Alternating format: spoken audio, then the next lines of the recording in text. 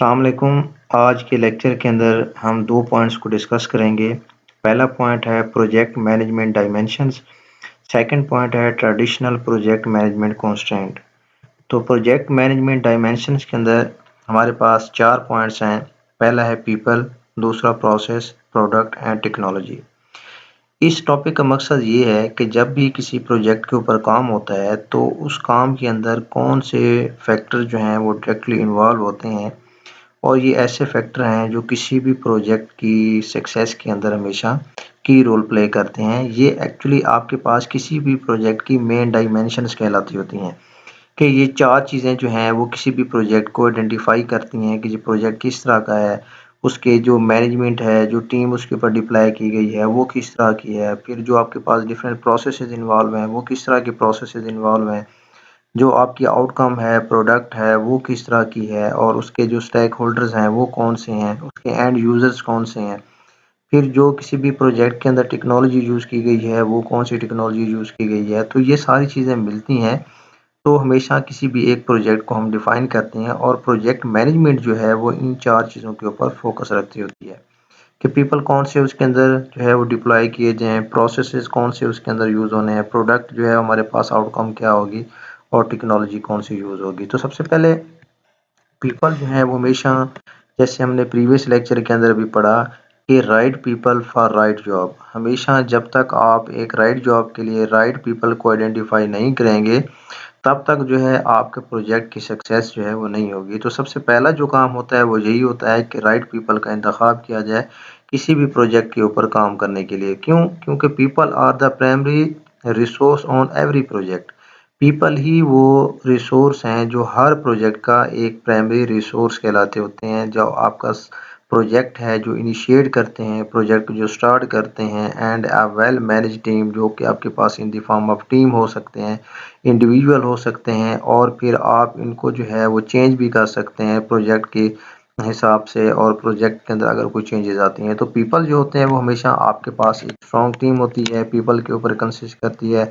आपकी जो management team है वो पीपल के ऊपर कंसिस्ट करती है। तो जो मेन आपका सोर्स है, रिसोर्स है, वो हमेशा किसी भी प्रोजेक्ट के अंदर पीपल होते हैं। तो पीपल जो होते हैं वो किसी भी प्रोजेक्ट के अंदर डिफरेंट रोल जो है वो प्ले करते हैं। किसी भी प्रोजेक्ट की मैनेजमेंट टीम के अंदर डिफरेंट पीपल मौजूद होते हैं। फॉर एग्जांपल जैसे सीनियर मैनेजर्स का जो है वो डिफरेंट रोल होता है। डिफरेंट जो बिजनेस के अंदर इश्यूज आते हैं वो मोस्टली जो उनको टैकल करने वाला पर्सन होता है वो सीनियर मैनेजर होता है। उसका सिग्निफिकेंट इन्फ्लुएंस होता है प्रोजेक्ट के ऊपर। उसकी वजह क्या होती है? मोस्टली ये टीम लीडर्स होते हैं जो कि सारे बिजनेस की एक्टिविटीज़ को मैनेज कर रहे होते हैं। जितने बिजनेस की प्रोसेसेस वहाँ पे प्रोजेक्ट के चल रहे होते हैं उन सारे प्रोजेक्ट्स को सीनियर मैनेजर्स जो हैं वो डायरेक्टली वहाँ पे मैनेज कर रहे होते हैं। उसके साथ साथ प्रोजेक्ट मैनेजर होते हैं वो बेसिकली टेक्निकल पीपल होते हैं जो उस प्रोजेक्ट के ऊपर काम कर रहे होते हैं और उस प्रोजेक्ट से रिलेटेड जितनी प्लानिंग है, उसके अलावा टीम की मोटिवेशन है, प्रोजेक्ट को किस तरह से ऑर्गेनाइज वे के अंदर लेके चलना है, उसके प्रोसीजर को किस तरह से कंट्रोल करना है, सारा का सारा काम जो है किसी भी प्रोजेक्ट के ऊपर वो प्रोजेक्ट मैनेजर्स का काम होता है। जो आपके पास सीनियर मैनेजर हैं जिसको हमने अभी डिस्कस किया है, ये बेसिकली आपके पास जो है वो आपके पास जो मेन एक हेड होता है, लीडर होता है, वो उसका ये रोल प्ले करते हैं। जो एक्सटर्नली जितने भी बिजनेस इश्यूज होते हैं मोस्टली हम इनको ओनर्स भी कह सकते हैं, उन सारी चीज़ों को ये देख रहे होते हैं। और जो टेक्निकल पीपल होते हैं वो आपके पास एज अ प्रोजेक्ट मैनेजर होते हैं जो कि प्रोजेक्ट को लीड कर रहे होते हैं in the sense of process. किस तरह से प्रोसेस हो रहा है, किस तरह से प्लानिंग हो रही है, किस तरह से प्रोजेक्ट को ऑर्गेनाइज किया जा रहा है, किस तरह से उसकी मॉनिटरिंग हो रही है, कंट्रोल का सारा मैकेनिज्म जो है वो प्रोजेक्ट मैनेजर्स के में होता है। उसके अलावा जो पीपल इसके अंदर इन्वॉल्व हो सकते हैं वो कस्टमर हैं या एंड यूज़र हैं जो बेसिकली रिक्वायरमेंट्स को यूज़ करते हैं और जितने भी किसी प्रोजेक्ट के ऊपर वर्किंग हुई है उसको ये देखते हैं कि who have the what is the outcome. तो इसके अंदर अदर भी आपके पास जो इंटरेस्ट रखते हैं who have a interest in that project, वो भी स्टेक होल्डर्स जो हैं वो इसके अंदर आ जाते हैं। तो ये 4 पीपल जो होते हैं किसी भी प्रोजेक्ट के अंदर हमेशा इंपॉर्टेंट होते हैं। सेकेंडली फिर हमारे पास प्रोसेस आ जाता है। प्रोजेक्ट मैनेजर जैसे अभी आपको बता रहा था वो बेसिकली रिस्पॉन्सिबल होता है किसी भी प्रोजेक्ट के प्रोसेसेस को हैंडल करने का, उसके मेथोडोलॉजी को प्लान करता है, उसकी आउटलाइन को जो है डिफाइन करता है कि किस तरह से हमने प्रोजेक्ट को लेके जाना है। Without a clearly defined process because team members will not know what to do.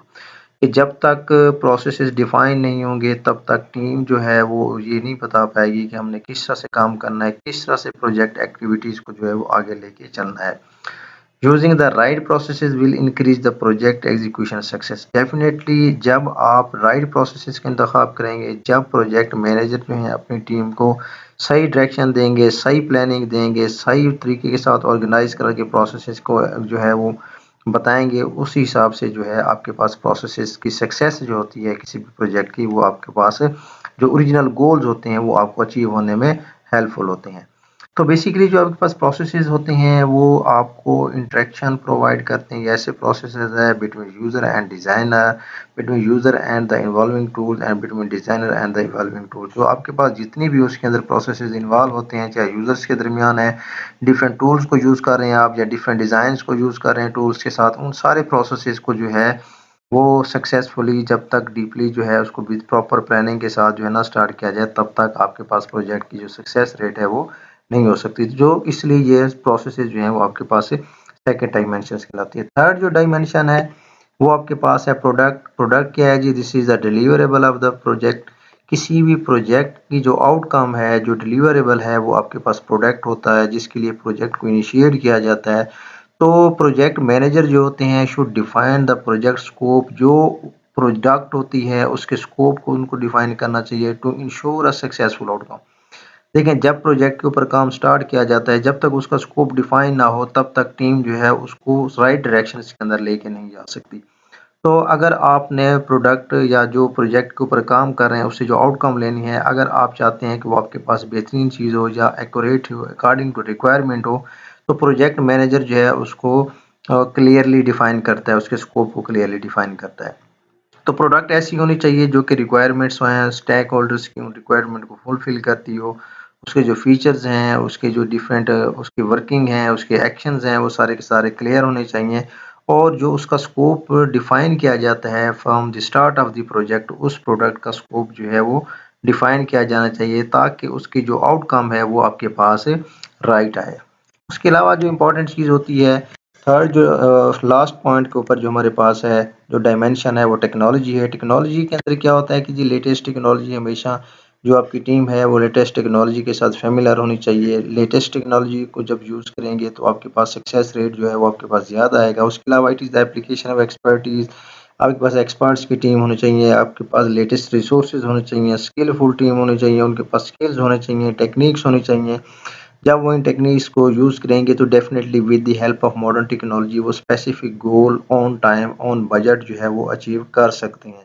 अगर आप किसी भी सिस्टम को, प्रोडक्ट को, आप किसी प्रोजेक्ट के ऊपर काम करते हैं और आपके पास स्किल नहीं है, आप लेटेस्ट टेक्नोलॉजी से जो है वो फ़ैमिलियर नहीं है, तो डेफ़िनेटली जो मार्केट ट्रेंड्स होते हैं, जो कॉम्पिटिशन होता है, आप उसके अंदर पीछे रह जाते हैं। तो हमेशा जो प्रोजेक्ट की जो सक्सेस होती है वो ये होती है कि जो लेटेस्ट टेक्निक्स हैं उनको यूटिलाइज़ किया जाए और प्रोजेक्ट को जो है वो सक्सेसफुली किया जाए। डिफरेंट लैंग्वेजेस को यूज़ करें, डिफरेंट बेहतरीन टूल्स की जो है वो सिलेक्शन उसके अंदर बहुत ज़्यादा इंपॉर्टेंट होती है। जो टाइम है, बजट है, उसको अगर आप रीयूज़ करें तो उसके अंदर जो है आपकी कितनी वैल्यू जो है उसके अंदर स्पेंड होती है, कॉस्ट स्पेंड होती है, उसको भी उसके अंदर देखना चाहिए। तो इस तरह से ये जो आपके पास 4 इंपॉर्टेंट डायमेंशंस हैं, ये हमेशा किसी भी प्रोजेक्ट की सक्सेस को जो है वो डिफाइन करती होती हैं।